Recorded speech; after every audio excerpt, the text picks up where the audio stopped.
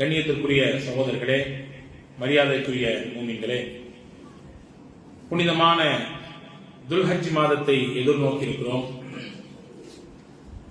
வல்ல ரஹ்மான் அல்லாஹ் இந்த மாதத்தை அடையக்கூடிய வாய்ப்பையும், அதிலும் குறிப்பாக துல்ஹஜ் மாதத்தினுடைய முதல் 10 நாட்களில் அதிகப்படியான நல்ல அமல்கள் செய்யக்கூடிய வாய்ப்பையும் நம் எல்லோருக்கும் வழங்கிய புரிவானாக.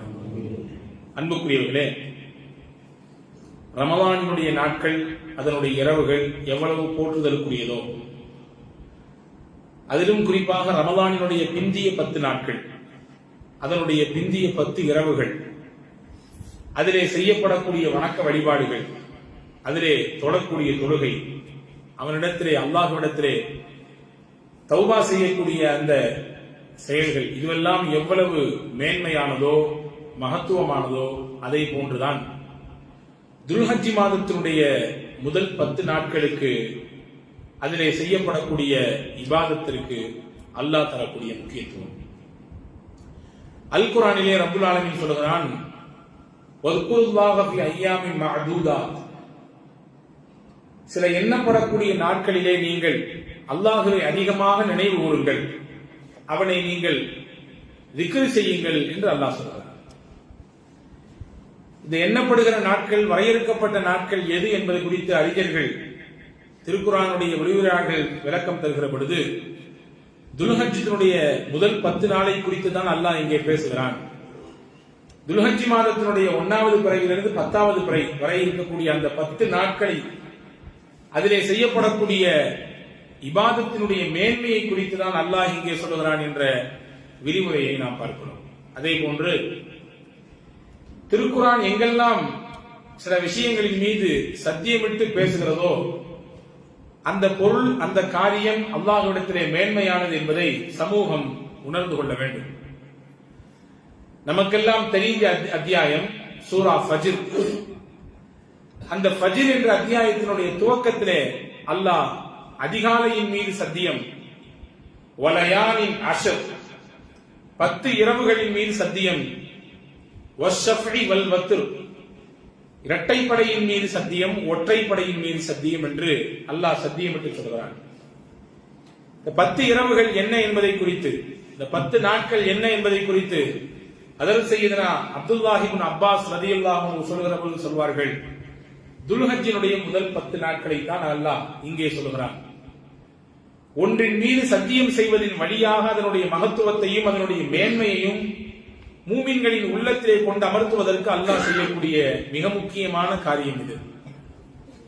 எனவே எப்பொழுது இந்த துல்ஹஜ்ஜினுடைய 10 நாட்களின் மீது அல்லாஹ் சத்தியம் செய்தானோ, அது ஆகச் சிறந்த நாட்களாக அல்லாஹ்விடத்திலே இருக்கிறது என்பதை மூமின்கள் புரிந்து கொள்ள வேண்டும் என்று ஹஜ்ரத் சய்யிதனா அப்துல்லாஹ் இப்னு அப்பாஸ் ரலியல்லாஹு அன்ஹு சொல்வார்கள்.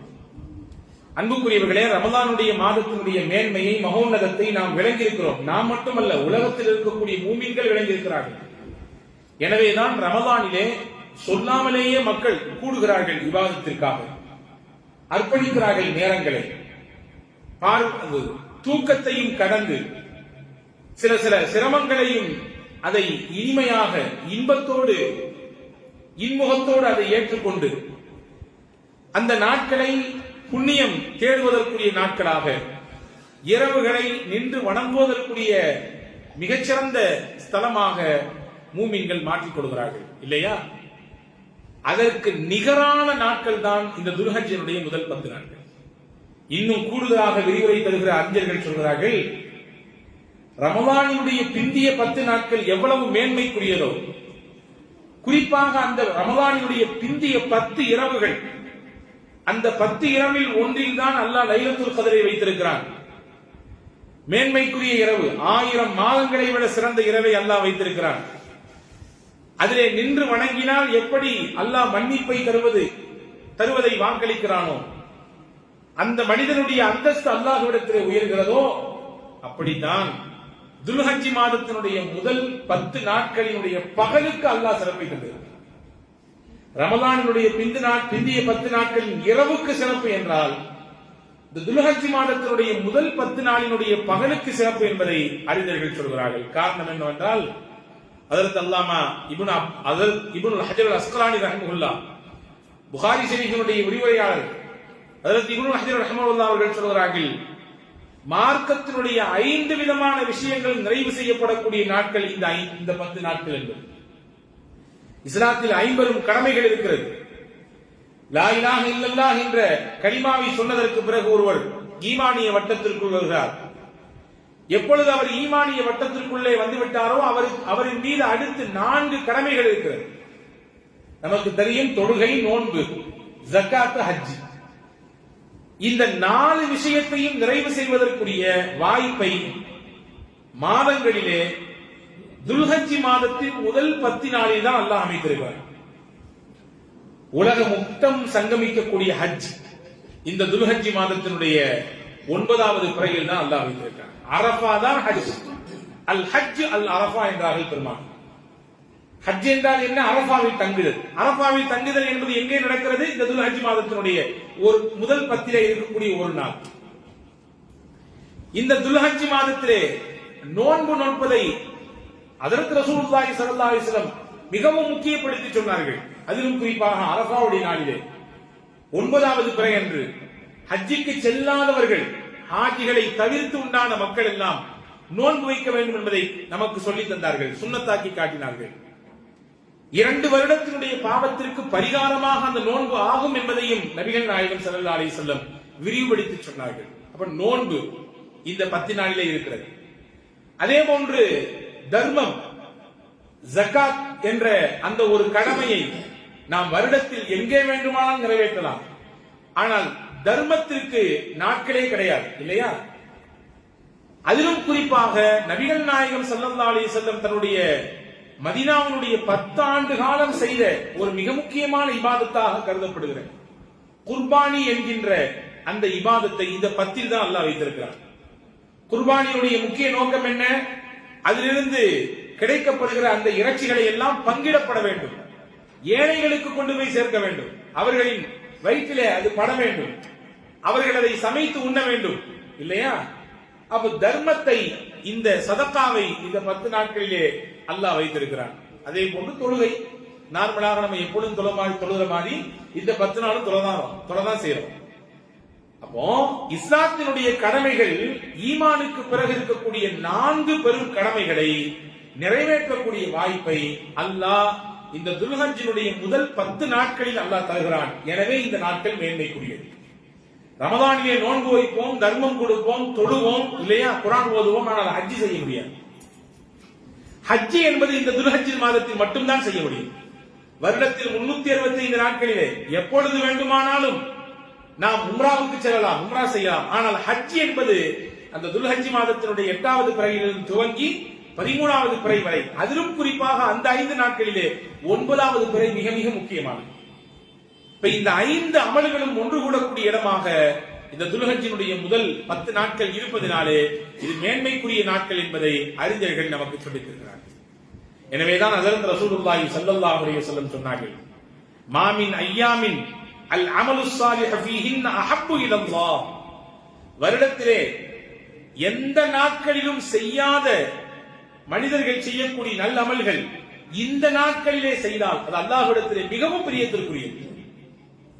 வருடத்தில் எந்த நாட்கள்ல நல்ல அமல் செஞ்சாலும் அதையெல்லாம் விட சிறப்பானது இந்த துல்ஹஜ்ஜினுடைய முதல் 10 நாளிலே செய்யக்கூடிய நல்லமல் என்று ரசூலுல்லாஹி ஸல்லல்லாஹு அலைஹி வஸல்லம் சொன்னபோது சஹாபாக்கள் கேட்டார்கள், யா ரசூலல்லாஹ், வலல் ஜிஹாது ஃபீ சபீலில்லாஹ், அல்லாஹ்வின் பாதையிலே போர் புரிவதை விட சிறந்ததா இந்த 10 நாட்களிலே நல்லமல் செய்வது என்பது? சஹாபாக்கள் ரசூலுல்லாஹ் சொன்னாங்க, வலல் ஜிஹாது ஃபீ சபீலில்லாஹ், அல்லாஹ்வின் பாதையிலே ஜிஹாத் செய்வதை விட இந்த 10 நாளினுடைய முக்கியத்துவத்தையும் மேன்மையையும் கருத்தில் கொண்டு ஒருவர் அதிகப்படியா நல்லமல் செய்தால் ஜிஹாதை விட அது சிறப்பானது. நான் சொல்றேன், நீங்க கவனிக்கணும். சஹாபாக்கள் ஏன் ஜிஹாத் எங்க கேட்கிறாங்கன்னா, சஹாபாக்களின் மனதிலே ஊறி போனது ஜிஹாதினுடைய நன்மை என்பது. அல்லாஹ்வின் பாதையிலே பங்கெடுப்பதின் வழியாக எவ்வளவு பேர் நன்மை கிடைக்கும் அதை உள்வாங்கி இருந்தார்கள். தன்னையும் தன்னிடத்திலே திரண்டிருந்த செல்வத்தையும் அல்லாஹ்வின் பாதையிலே அள்ளி கொடுப்பதற்கு சஹாபாக்கள் முன் வரிசையில் நின்றார்கள். வரலாற்றிலே இப்படி ஒரு செய்தி ஒன்று, செய்தனா அனஸ் இப்னு மாலிக் ரலியல்லாஹு தஆலா அன்ஹு அவர்களுடைய மிக நெருங்கிய சொந்தக்காரர் ஒருவர் அனஸ் இப்னு நதுர் ரலியல்லாஹு அன்ஹு என்பது அவருடைய பெயர். இந்த அனஸ் இப்னு நதுர் ரலியல்லாஹு அன்ஹு பத்ர் யுத்தத்திலே கலந்து கொள்ளவில்லை, வாய்ப்பு கிடைக்கல. ரசூலுல்லாஹ் வந்து சொன்னாங்க, ல இன்னல்லாஹ அஷ்ஹதனி, ரசூல் ஸல்லல்லாஹு அலைஹி வஸல்லம் சொன்னார், ரசூல் இடத்திலே சொன்னார்கள் அனஸ் இப்னு நதுர் ரலியல்லாஹு அன்ஹு, நபியே எனக்கு அல்லாஹ் இதற்கடுத்து முஷ்ரிக்கீன்களோடு சண்டையிடுவதற்கு ஒரு வாய்ப்பை தந்தால் ல யுரியன்னல்லாஹு மா அஸ்னஉ, நான் என்ன செய்வேன் என்பதை அல்லாஹ் உங்களுக்கு காட்டுவான். எனக்கு பதிலே கலந்து கொள்ளக்கூடிய அந்த யுத்தத்திலே ஜிஹாதிலே கலந்து கொள்ளக்கூடிய வாய்ப்பு கிடைக்கல, அடுத்து ஒரு வாய்ப்பு ஜிஹாதுக்கு செல்லக்கூடிய வாய்ப்பு எனக்கு கிடைத்தால் நான் என்ன செய்வேன் என்பதை அல்லாஹ் உங்களுக்கு காட்டுவான் என்று சொன்னார்கள். அடுத்த ஆண்டு உஹது யுத்தம் வந்தது. உஹது யுத்தத்திலே இந்த அனஸ் இப்னு நதுர் ரலியல்லாஹு அன்ஹு கலந்து கொண்டார்கள். கலந்து கொண்டு மிக வேகமாக அல்லாஹ்வின் பாதையிலே தன்னால் ஆன முன்னெடுப்புகளை எல்லாம் எடுத்து வைத்தார்கள். ஒரு கட்டத்திலே உஹது களத்துக்கு வந்த முஸ்லிம்களில் சிலர் முனாஃபிக்கீன்களின் பலர் கொஞ்சம் புறமுதுகிட்டு ஓடினார்கள். எதிரிகளின் தாக்குதலை தாக்கு பிடிக்க முடியாமல் கொஞ்சம் அப்படியே கொஞ்சம் சிதறினார்கள்.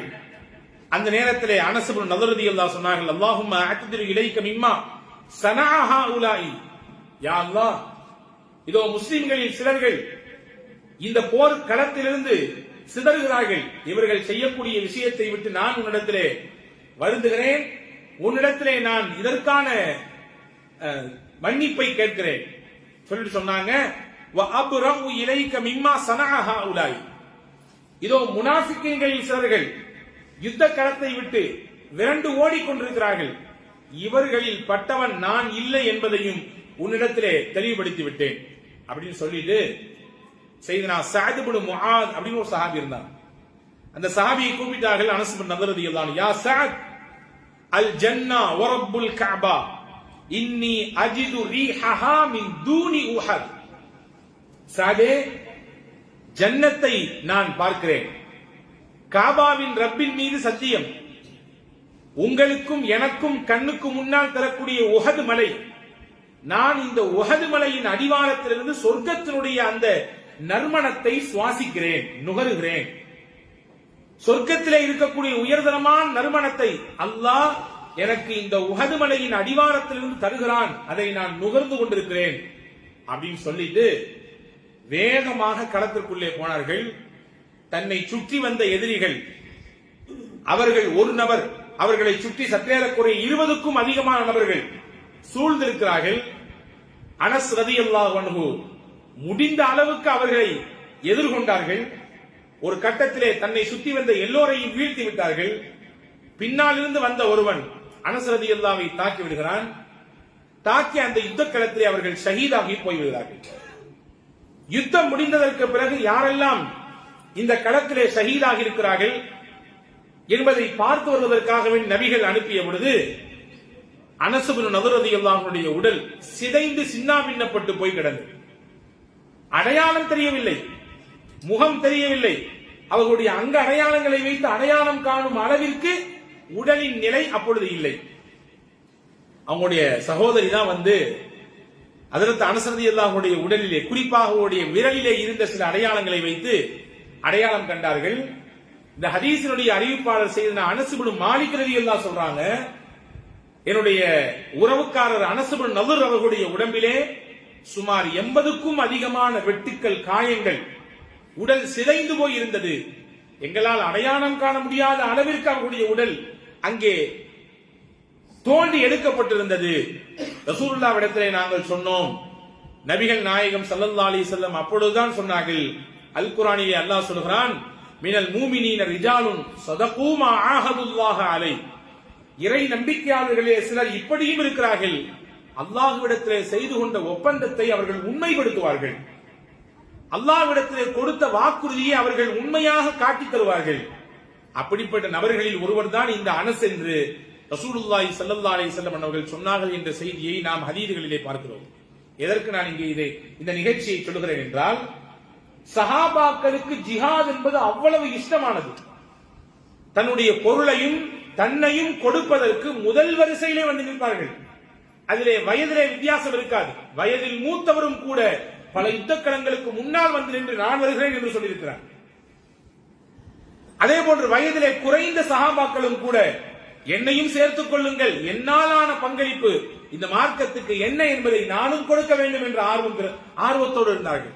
எனவேதான் சஹாபாக்கள் நபியிடத்திலே கேட்டார்கள், யா ரசூலல்லாஹ், அந்த ஜிஹாதை விட பெருசா இந்த 10 நாளில் அமல் செய்வது? ரசூலுல்லாஹ் சொன்னாங்க, ஆமா, அந்த யுத்த களத்திலே போய் ஜிஹாத் செய்வதை விட பெருசு, பொருளாலும் உடனாலும் ஜிஹாத் செய்வதை விட பெருசு. ஆனா ஒரு விஷயத்தை தவிர, ஒருத்தவர் யுத்தத்திற்கு போனார், தன்னுடைய பொருளை கொண்டு போனார், தன்னை கொண்டு போனார், திரும்பி பொருளும் வரவில்லை, அவரும் வரவில்லை. அப்படின்னா என்ன அர்த்தம்? அந்த யுத்தத்திலே அவர் ஷஹீதாகி விட்டார்.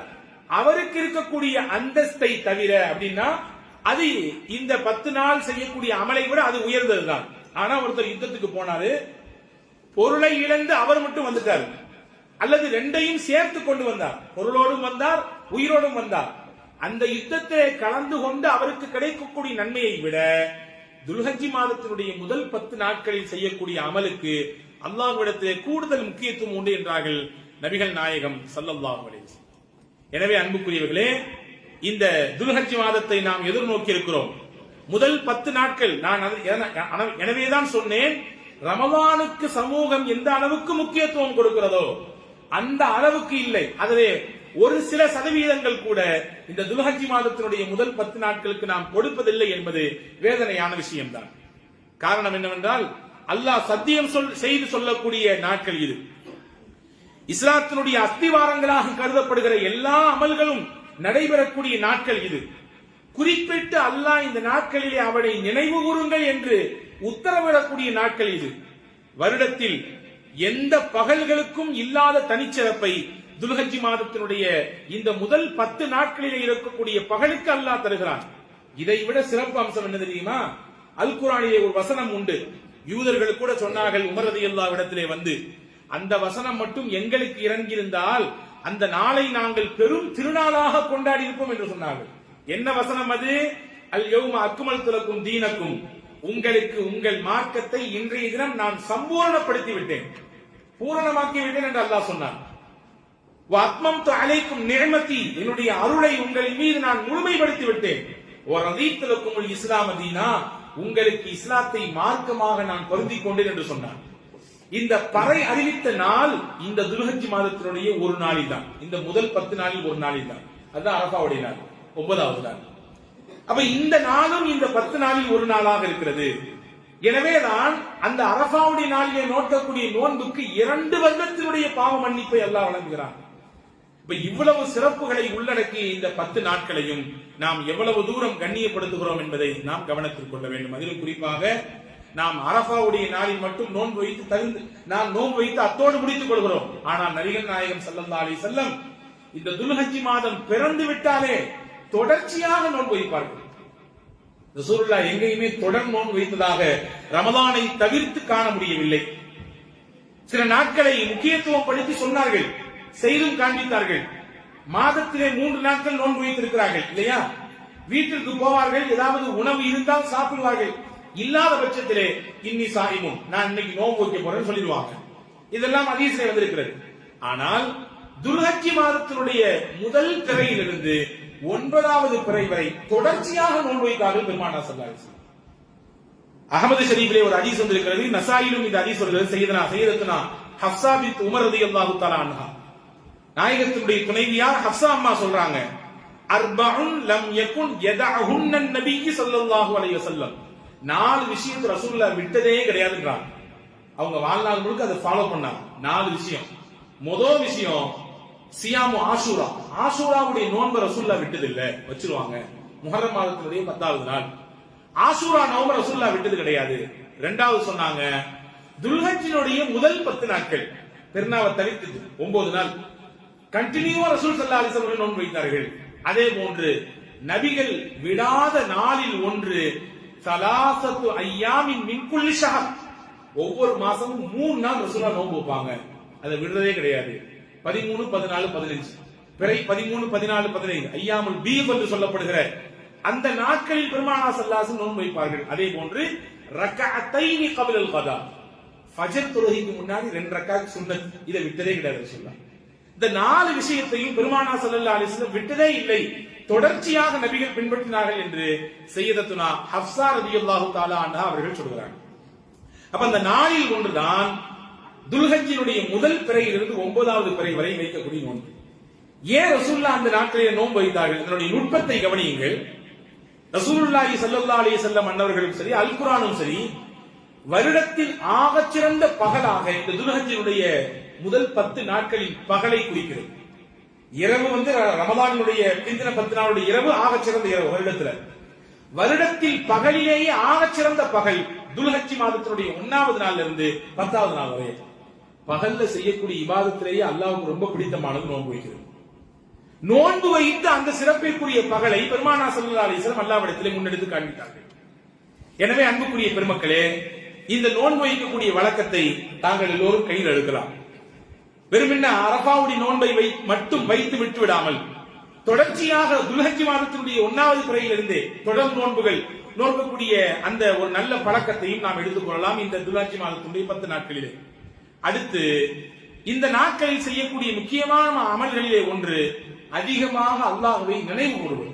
ஏன்னா அல்லாஹ் குறிப்பிட்டு சொல்றான், வத்குருல்லாஹ், அல்லாஹ்வை நீங்கள் திக்ர் செய்யுங்கள் என்கிறான். ஃபி அய்யாமின் மஅதூதா, இந்த எண்ணப்பட்ட இந்த நாட்களிலே, இந்த 10 நாட்களிலே அதிகமாக அவனை நீங்கள் நினைவு கூறுங்கள். இப்ப திக்ர் செய்வதை அதிகப்படுத்தலாம் இந்த 10 நாட்களிலே.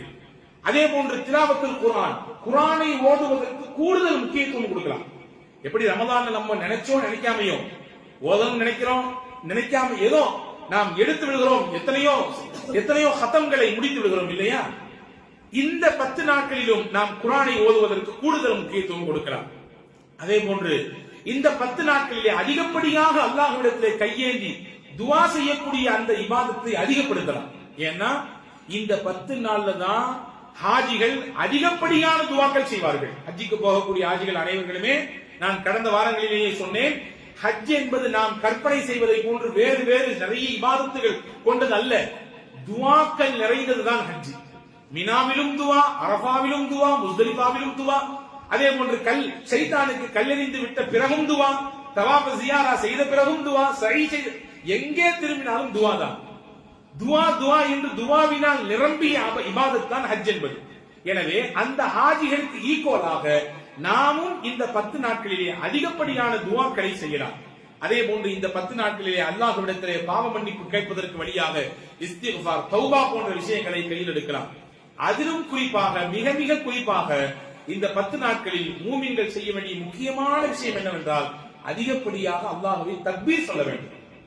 நம்ம நினைச்சிட்டு இருக்கோம், இமாம் தொழுக போனா அங்க ஜமாத்து முடிஞ்ச பின்னாடி தக்பீர் சொல்லுவாங்க, நம்மளும் சேர்ந்து பின்னாடி தக்பீர் சொல்லிக்க வேண்டியது முடிஞ்சு போச்சு. அப்படி அல்ல, பிறை பிறந்ததிலிருந்தே தக்பீர் சொல்ல வேண்டும். பிறை பிறந்ததிலிருந்தே நீங்கள் தக்பீர் அதிகப்படுத்தலாம். ரசூலுல்லாஹ் சொன்னாங்க, ஃபஅக்ஸிரு ஃபீஹின்ன அத்தக்பீர், நீங்கள் இந்த நாட்களிலே, இந்த 10 நாட்களிலே அதிகமாக தக்பீர் சொல்லுங்கள். அல்லாஹு அக்பர், அல்லாஹு அக்பர், லா இலாஹ இல்லல்லாஹு, அல்லாஹு அக்பர், அல்லாஹு அக்பர், வலில்லாஹில் ஹம்த் என்ற தக்பீரை உங்களுக்கு தெரிந்த விதத்திலே நீங்கள் அதிகப்படுத்துங்கள் நாங்கள் ஸல்லல்லாஹு அலைஹி வஸல்லம். எனவே அன்புக்குரியவர்களே, தக்பீரை அதிகம் சொல்ல வேண்டும்.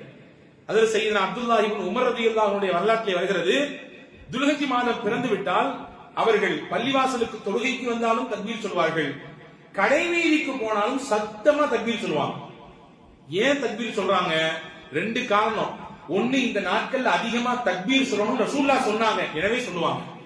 2வது முக்கிய காரணம், கடைவீதியிலே மக்கள் அங்கும் இங்கும் பொடுபோக்காக நிற்பார்கள், அவர்களின் பொடுபோக்குத்தனத்தை நீக்குவதற்காக வேண்டி தக்பீரை சொல்லி அல்லாஹ்வை நினைவு கூறுவார்கள். தக்பீரை சத்தமாக சொல்வதன் வழியாக ஒருவருக்கு என்ன சிந்தனை பிறக்கும்? அல்லாஹ்வின் நினைவு பிறக்கும். அவனோடு நெருங்குவதற்குரிய அந்த ஒரு நிலையை கண்டறிந்து நெருங்குவதற்குரிய வழியை அடைவதற்குரிய நிலை பிறக்கும். எனவே சையதுனா அப்துல்லாஹ் இப்னு ஹஜ்ரத் அப்துல்லாஹ் இப்னு உமர் ரலியல்லாஹு அன்ஹு இந்த வேலையை துல்ஹஜ் மாதம் பிறை தெரிந்துவிட்டதிலிருந்தே செய்ய தொடங்குவார்கள் என்ற வரலாற்று குறிப்பை பார்க்கிறோம். எனவே அன்புக்குரியவர்களே, தக்பீரை அதிகப்படுத்துவதற்குரிய காலம் இந்த துல்ஹஜ்ஜினுடைய முதல் 10 நாட்கள். அதே போன்று பிறை கண்டுவிட்டால், துல்ஹஜ் மாதத்தினுடைய பிறையை கண்டுவிட்டால் முதல் விஷயம் தக்பீர் அதிகம் சொல்ல வேண்டும். ஹாஜி ஹஜ்ஜிக்கு போகிறார் இல்லையா, ஹஜ்ஜிக்காக வேண்டி இஹ்ராம் கட்டி தன்னுடைய இடத்திலிருந்து மினாவுக்கு போனதிலிருந்து, ஹஜ்ஜி நியத்து வச்சதிலிருந்து ஹஜ்ஜினுடைய அமல்கள் நிறைவு பெறும் வரை என்ன சொல்ல வேண்டும்? தல்பியா சொல்ல வேண்டும். மார்க்கம் சொல்லுகிறது. தல்பியா என்றால் லப்பைக் அல்லாஹும்ம லப்பைக் என்று முழங்குகிறார்களே, அந்த முழக்கத்தை உலகத்திலிருந்து வந்த எல்லா ஹாஜிகளும் முழங்கிக் கொண்டே இருக்க வேண்டும். ஹஜ்ஜினுடைய அமல்கள் நிறைவு பெறும் வரை, சைத்தானுக்கு கல்லடிக்கிற வரை அவங்க சொல்லிக்கிட்டே இருக்க வேண்டியதுதான்.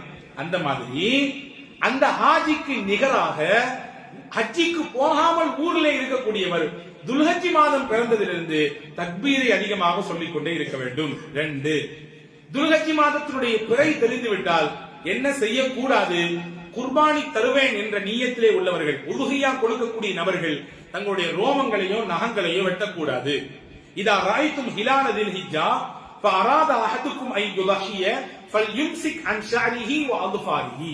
ஹஜ்ரத் ரசூலுல்லாஹி ஸல்லல்லாஹு அலைஹி வஸல்லம் சொன்னார்கள், உங்களிலே யாராவது ஒரு துல்ஹஜ் மாதத்தினுடைய பிறையை கண்டுவிட்டால், கண்டு உதுஹியா கொடுக்க வேண்டும் என்ற எண்ணத்திலே இருந்தால் அவர் தங்களின் ரோமங்களையோ நகங்களையோ வெட்ட வேண்டாம் என்று நபிகள் நாயகம் ஸல்லல்லாஹு அலைஹி வஸல்லம் அவர்கள் சொன்னார்கள். இது 2வது விஷயம்.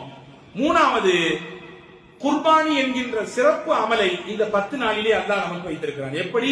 ஹஜ்ஜிக்கு போன ஹாஜி அரபாவிலே தங்கி, மினாவிலே தங்கி, முஸ்தலிஃபாவிலே தங்கி கல்லெடுத்து ஷைத்தானுக்கு கல்லெல்லாம் எரிந்ததற்கு பிறகு அங்கே அவர் ஹதி கொடுக்கிறாரோ, அதே போன்று ஒரு அமலை ஹஜ்ஜிக்கு போகாத நபர்களும் இங்கே தர வேண்டும் என்பதை வலியுறுத்தும் முகமாக ஒரு ஹாஜிக்கு நிகரான ஒரு அமலை நன்மையை பெறுவதற்கு வழி செய்யும் விதமாக அல்லாஹ்வின் தூதர் ஸல்லல்லாஹு அலைஹி வஸல்லம் குர்பானி என்கின்ற அமலை வைத்தார்கள்.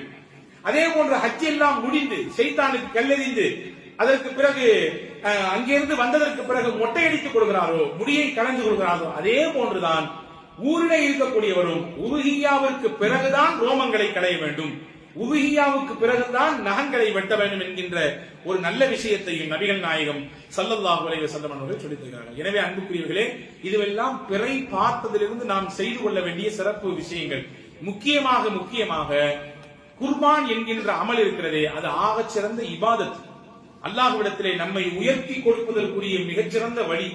எனவேதான் ஹஜ்ரத் ரசூலுல்லாஹி ஸல்லல்லாஹு அலைஹி வஸல்லம் இதை உணர்த்துகிற பொழுதே அல்லாஹ்வின் வேதத்தை சொல்லி சொன்னார்கள், லை யனாலு அல்லாஹு லுஹூமுஹா வலா திமாவுஹா வலாகின் யனாலுஹு தக்வா மின்கும். நீங்கள் கொடுக்கக்கூடிய பிராணியினுடைய சதையோ அதனுடைய மாமிசமோ இரத்தமோ அல்லாஹ்வை சென்றடையாது. வலாகின் யனாலுஹு தக்வா மின்கும், உங்கள் உள்ளத்திலிருந்து வெளிப்படக்கூடிய இறையச்சம் தான் அவனை சென்றடையும். எனவே இறையச்சத்தோடு இந்த இபாதத்தை நிறைவுபடுத்த வேண்டும். எங்க வீட்டுல 20 வருஷமா நாங்க எங்க தாதா காலத்திலிருந்து கொடுத்துட்டு வர்றோம். இப்ப கொடுக்காட்டி அது தப்பா போயிடும், குறையா போயிடும் என்ற எண்ணம் எல்லாம் இல்ல. அந்த இபாதத்தை செய்கிற பொழுது தூய எண்ணம், எந்த ஒரு கலப்பும் இல்லாமல் நிறைவாக இருக்க வேண்டும் என்பதை நாம் இங்கே கவனத்தில் கொள்ள வேண்டும். அதே போன்று நீங்கள் கொடுக்கக்கூடிய குர்பானியினுடைய பிராணியை எப்படி பார்த்து கொடுக்க வேண்டும்? ரசூலுல்லாஹி ஸல்லல்லாஹு அலைஹி வஸல்லம் எப்படி கொடுத்தாங்க? ரசூலுல்லாஹ் சொன்னார்கள், நீங்கள் குர்பானியின் பிராணியை வாங்கினால் நல்ல கொழுத்த ஆட்டை வாங்குங்கள், நிறைய கொம்பு உள்ள ஆட்டை வாங்குங்கள், நிறைய ரோமங்கள் உள்ள ஆட்டை வாங்குங்கள். ரசூலுல்லாஹ் அப்படிதான் வாங்குவாங்க. 2 ஆடு வாங்குவார்கள், நல்ல கொழுத்த ஆட்டை வாங்குவார்கள், நல்ல ரோமங்கள் நிறைந்த ஆடு, நிறைய நல்ல நீளமான கொம்புள்ள ஆட்டை வாங்குவார்கள். வாங்கி தனக்காக வேண்டி ஒன்றும் தன் உம்மத்துக்காக வேண்டி ஒன்றும் என்ற எண்ணத்திலே பெருமானார் ஸல்லல்லாஹு அலைஹி வஸல்லம் மதீனாவினுடைய 10 ஆண்டு காலமும் இந்த குர்பானி என்கின்ற அமலை செய்திருக்கிறார்கள் என்பதை நாம் இங்கே கவனத்தில் கொள்ள வேண்டும். எனவே வாங்கக்கூடிய பிராணியை நேரிலே சென்று கண்டறிந்து வாங்குவது ஆக சிறப்பானது. தனியாக செய்வதா கூட்டாக செய்வதா என்றால் 2க்குமே மார்க்கத்திலே அனுமதி இருக்கிறது. ஆனால் தனியாக செய்வது கூடுதல் முக்கியத்துவம் வாய்ந்தது. தனியாக கொடுப்பதற்கு சக்தி இருந்தால் நீங்கள் தனி ஆட்டை வாங்கி உங்களுக்கும் உங்கள் குடும்பத்துக்கும் சேர்த்து கொடுங்கள். உங்கள் குடும்பத்திலே நீங்கள் மட்டும்தான் பொறுப்புதாரி என்றால், அதாவது நீங்க தான் எல்லாத்தையும் பார்த்து ஜக்காத்தெல்லாம் கணக்கு பண்ணி கொடுக்குறீங்கன்னா உங்கள் பேரில் கொடுத்தாலே போதுமானது, உங்கள் குடும்பத்திற்கு எல்லாம் சேர்ந்து வந்துவிடும். இல்ல மாஷா அல்லாஹ், அல்லாஹ் எங்களுக்கு விசாலமான பரக்கத்தை தந்திருக்கிறான் என்றால் அதற்கு மேல் செய்வது உங்களுடைய விருப்பம். ஆனால் ஒருவர் கொடுத்தால் அவருடைய குடும்பத்திற்கும் சேர்த்து அதுவே போதுமானது. எனவே தனியாக கொடுப்பது ஆக சிறந்தது. கூட்டாக கொடுப்பதற்கும் மார்க்கத்திலே அனுமதி இருக்கிறது. ஆனால் அந்த கூட்டாக கொடுக்கிற பொழுது அந்த கூட்டிலே சேரக்கூடிய 7 எண்ணமும் ஒரே எண்ணமாக இருக்க வேண்டும். எல்லாருடைய எண்ணமும் குர்பானி என்ற எண்ணத்தில் இருக்கும். இன்னைக்கு என்ன ஆகி போச்சுன்னா, குர்பான் என்பது ஜிபேல காசை போட்டு விட்டுட்டு இங்க பாட்டு பேசாம அமர்ந்துக்கிறது, உட்கார்ந்துக்கிறது, அங்க என்ன நடக்கு ஏது நடக்கு இன்னும் எதுவுமே தெரியறது இல்லை. அன்புக்குரியவர்களை யோசிக்கிறோம். அதிலும் குறிப்பாக இப்படியெல்லாம் எண்ணங்கள் வந்து விட்டது. இங்க 1000 அங்க 1500, அங்க 2000 இங்க 3000 எதை கொடுக்கலாம், எது கம்மியோ அதை தேர்வு செய்யலாம் அப்படின்ற மாதிரி எண்ணம் எல்லாம் வந்துவிட்டது. அன்புக்குரியவர்களே, இங்கே காசுக்கோ பணத்துக்கோ முக்கியத்துவம் கிடையாது. நாம் கொடுக்கக்கூடிய பிராணியினுடைய தரம் பார்க்க வேண்டும். அது கொடுக்கக்கூடிய இடத்திலே நாம் நிற்பது ஆக சிறந்தது. அதிலிருந்து வரக்கூடிய இரத்தத்தை பார்க்கிற பொழுது, அதை அடுத்து வழியிட வருகிற பொழுது, அதில் செய்ய இப்ராஹிம் அலைஹிஸ்ஸலாம் அன்னவர்களுக்கு எந்த சிந்தனை இருந்ததோ, எந்த உயர்தரமான இஹ்லாஸ் இருந்ததோ, அந்த இஹ்லாசும் சிந்தனையும் வெளிப்பட வேண்டும். அல்லாஹ்விற்காக வேண்டி இந்த ஆடு இல்லை, இந்த மாடு இல்லை, இந்த ஒட்டகம் இல்லை, எதை கேட்டாலும் நான் கொடுப்பேன் என்ற எண்ணம் வெளிப்பட வேண்டும். அதானே அசல், அதானே நோக்கம். உதுஹியாவின் நோக்கம் என்ன? அதில் செய்ய இப்ராஹிம் அலைஹிஸ்ஸலாம் தன் மகனை கொடுப்பதற்கு எப்படி முன்வந்தார்கள்? எதற்கு நடந்தது? அல்லாஹ் கேட்டால் என் மகனையும் கூட கொடுப்பேன். நான் பெற்ற பிள்ளை நீண்ட நாட்கள் பிள்ளை கிடையாது, நீண்ட வருடங்கள் பிள்ளை இல்லை, கடைசி காலத்தில் பிறந்த பிள்ளை, அதுவும் ஆண் பிள்ளை, சிரித்து விளையாடிக் கொண்டிருக்கக்கூடிய பருவம். அல்லாஹ் கேட்கிறான், கொடுப்பேன். அல்லாஹ்வுக்கு இந்த எண்ணம் பிடித்துதான் சொர்க்கத்திலிருந்து ஆட்டை கொடுத்தான் இல்லையா? உம்மத்து இதை பின்பற்ற வேண்டும். இந்த அமல் மட்டுமல்ல, அந்த எண்ணமும் பின்தொடர வேண்டும். இந்த அறுக்கக்கூடிய அமல் மட்டும் பின்தொடரப்பட்டால் போதாது. இப்ராஹிம் அலைஹிஸ்ஸலாம் இடத்திலே இருந்த அந்த உயர்ந்த எண்ணமும் சிந்தனையும் கொடுக்கக்கூடிய நேரத்திலே கொடுக்கக்கூடிய நபரின் உள்ளத்திலிருந்து வெளிப்பட வேண்டும். எனவே அன்புக்குரியவர்களே, குர்பான் என்பது வெறும் சம்பிரதாயம், சடங்கு என்பதை தாண்டி அது ஒரு ஆகச்சிறந்த இபாதத் என்பதை நீங்கள் மனதிலே நிறுத்திக் கொள்ளுங்கள். அல்லாஹ்விடத்திலே நம்மை நெருக்கி வைப்பதற்குரிய சிறந்த இபாதத் என்பதை தாண்டி நாளைக்கு சொர்க்கத்திலே நம்மை கூட்டிச் செல்வதற்கு அந்த பிராணிகள் தயாராக நிற்கும் என்பதையும் நீங்கள் கவனத்தில் கொள்ளுங்கள். சொர்க்கத்திற்கு அழைத்துச் செல்லக்கூடிய பிராணி எந்த அளவுக்கு தரமாக இருக்க வேண்டும் என்பதை நீங்களே முடிவு செய்யுங்கள். வல்ல ரஹ்மான் அல்லாஹ் ஆக சிறந்த இந்த நன்னாட்களிலே மிகச்சிறப்பான முறையிலே நல்லமல்கள் நிறைய செய்வதற்கு அல்லாஹ் வாய்ப்பளிப்பானாக. குறிப்பாக இந்த 10வது தினம் அல்லது 11, 12வது தினங்கள் நாம் கொடுக்க இருக்கக்கூடிய அந்த உதுஹியா என்கின்ற நல்ல அமலை அல்லாஹ் தூய்மைப்படுத்தி தருவானாக. தூய எண்ணத்தோடு அல்லாஹ்விற்காக வேண்டி வழங்கக்கூடிய உயர்ந்த சிந்தனையை அல்லாஹ் உங்களுக்கும் எனக்கும் எல்லா மக்களுக்கும் நசீபாக்குவானாக. துல்ஹஜ் மாதத்திலே இங்கே இருக்கக்கூடிய வாய்ப்பை கொடுத்த ரப்புல் ஆலமீன் வரக்கூடிய ஆண்டுகளிலே புனிதமான மஸ்ஜிதுல் ஹரமிலே, புனிதமான மினாவிலே, அரஃபாவிலே, முஸ்தலிஃபாவிலே ஹாஜிகளோடு ஒரு ஹாஜியாக, அவர்களோடு ஒருவராக நாமும் சேர்ந்து இஹ்ராமுடைய நிலையிலே தல்பியாவை முழங்கிக் கொண்டு அல்லாஹ்வின் திரு சன்னிதானத்தில் இருக்கக்கூடிய வாய்ப்பை அல்லாஹ் உங்களுக்கும் எனக்கும் எல்லா மக்களுக்கும் வழங்கி அருள் புரிவானாக. ஆமீன். வாஹிரு தாவா அனில் ஹம்துலில்லாஹி ரப்பில் ஆலமீன். அஸ்ஸலாமு அலைக்கும் வரஹ்மத்துல்லாஹி வபரகாத்துஹு.